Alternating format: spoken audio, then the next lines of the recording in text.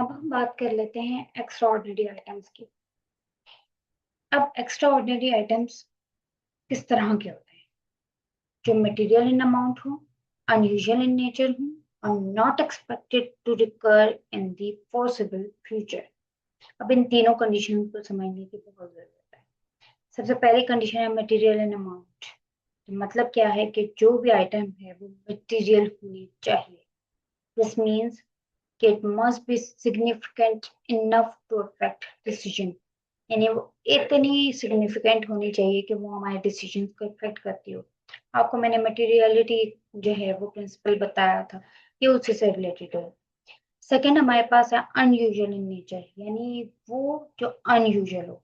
इसका मतलब ये है कि वो ऑर्डिनरी जो हमारी डेली बिजनेस एक्टिविटीज हैं उनका पार्ट नहीं होनी चाहिए। और थर्ड वन हमारे पास जो है ये it must not be expected to happen again frequently. यानी वो दोबारा जो है वो नहीं, ये वाली सारी सिचुएशन आनी चाहिए।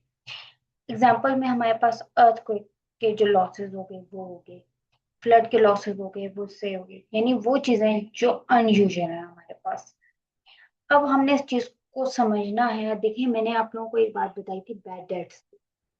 बैड डेट एक्सपेंसेस हमारे पास वो होते हैं कि जब हमने अपने कस्टमर को कोई चीज सेल की है और उन्होंने हमें जो है वो अमाउंट वापस करनी थी जो हमारे अकाउंट से रिसीवेबल्स में आते हैं, लेकिन कुछ ऐसे कस्टमर्स होते हैं जो हमें पे नहीं करते, हम उसे बैड डेट्स में लिखते हैं। तो यहाँ पर अगर मैं कहूँ कि क्या बैड डेट्स एक्सपेंसेस जो हैं वो एक्स्ट्रा ऑर्डिनरी में क्वालिफाई होंगे या लिखे जाएंगे, तो मैं कहूंगी नहीं। क्योंकि बैड डेट्स जो है वो रेगुलरली अकर हो रहे होते हैं बिजनेस में।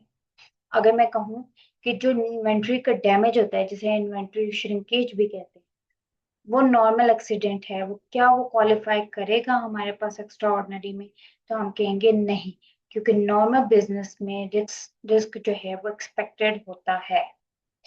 तो मतलब क्या है कि अकाउंटिंग स्टैंडर्ड्स जो है वो एक तरह से स्ट्रिक्ट कंडीशंस यूज करते हैं, क्योंकि कंपनीज जो है वो मिस यूज ना करें एक्स्ट्रा ऑर्डिनरी की क्लासिफिकेशन को, ताकि वो अपनी अर्निंग्स को मैनिपुलेट ना कर सके। तो हमारे पास क्या है कि मैनेजमेंट क्यों जो है वो क्लासिफाई करती है लॉसेस को एज एक्स्ट्रा ऑर्डिनरी, ताकि वो नॉर्मल बिजनेस ऑपरेशन को स्ट्रॉन्गर दिखा सके, अपेयर कर सके। तो मतलब क्या है कि एक्स्ट्रा ऑर्डिनरी आइटम्स जो है वो उनको भी हम लोग रिपोर्ट करते हैं नेट ऑफ टैक्स में। अब हम चलते हैं, हमारी नेक्स्ट जो स्लाइड है स्लाइड नंबर 10, वो एक्स्ट्रा ऑर्डिनरी आइटम्स का एक हमारे पास एक एग्जांपल है। हम उसका क्वेश्चन पहले पढ़ लेते हैं। एक्स्ट्रा ऑर्डिनरी जो ये हमारे पास लॉस है वो अर्थक्वेक का लॉस है। तो ये जो एग्जांपल है इसको हम पढ़ते हैं कि जो मैट्रिक्स एंड कॉर्पोरेशन है उन्होंने एक्सपीरियंस किया है अर्थक्वेक लॉस, वो था $75,000। और वो किस पे हुआ है? शिकागो में, मैन्युफैक्चरिंग प्लांट। अब अर्थक्वेक जो है वो एक्सट्रीमली रेयर है शिकागो में, तो ये दोबारा इवेंट जो है वो ये अनयूजुअल तो है और नॉन रिकरिंग है, ये दोबारा नहीं होगा कर। इसलिए इसका लॉ जो है वो उसे क्वालिफाई किया गया है एज एक्स्ट्रा ऑर्डिनरी आइटम। अब अगर हमने इसको कैलकुलेट करना हो आफ्टर टैक्स में, तो पहले हम पूरी इसकी चीजों को देख लेते हैं।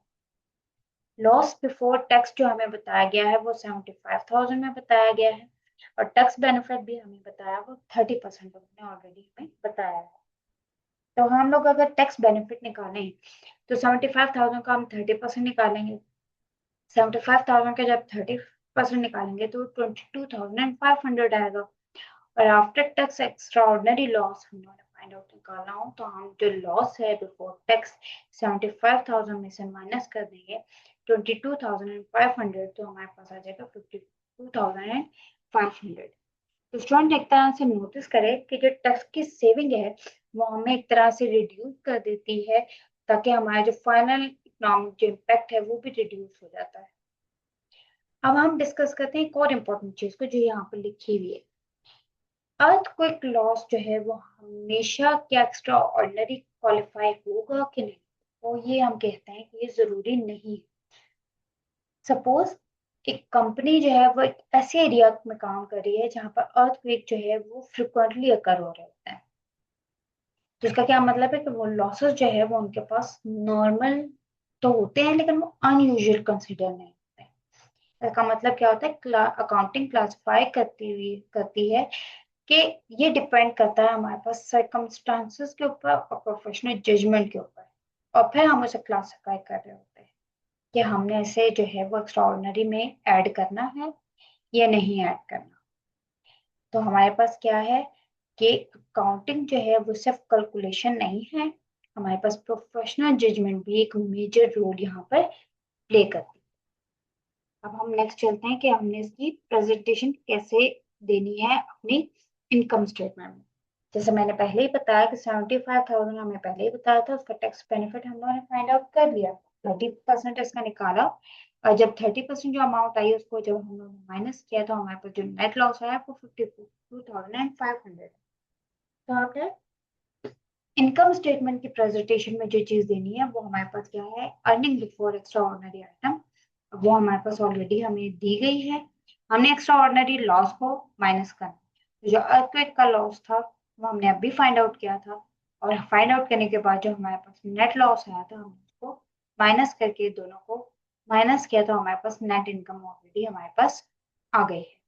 तो हमारे पास क्या है कि ये एक तरह से जो एक्स्ट्रा ऑर्डिनरी आइटम होते हैं ये हमारे पास हम हमेशा कहाँ पर प्लेस करते हैं, continuing operation and discontinuing operation के बाद इनको लिखा जाता है। तो ये एक तरह से यूजर्स को अलाउ करता है ताकि वो अनयूजुअल इवेंट्स को आइडेंटिफाई कर सके। अगर हम इन्वेस्टर्स की तरह इस चीज को सोचें तो हम ये कहेंगे कि नेट इनकम एक तरह से डिक्रीज हो रही है significantly this year because of an earthquake. तो क्या इन्वेस्टर एक्सपेक्ट करेंगे कि ये सेम लॉस नेक्स्ट ईयर भी होगा? तो नहीं, ऐसा नहीं होगा। क्योंकि इसी तरह से हमारे पास क्या है, जितने भी हमारे इकोनॉमिक्स होते हैं या जो हमारे जो इन्वेस्टर्स होते हैं वो फोकस करते हैं heavily on continuing operation rather than the unusual items. ठीक है, तो मतलब अगर हम कहें कि हमारे लिए कौन सी जो फिगर बेटर प्रेडिक्ट करती है फ्यूचर्स की अर्निंग को, तो अगर मैं आपको ऑप्शंस दूं जैसे नेट इनकम है और इनकम फ्रॉम कंटिन्यूइंग ऑपरेशन है, तो हमारे लिए जो बेस्ट फिगर होगी वो होगी इनकम फ्रॉम कंटिन्यूइंग ऑपरेशन।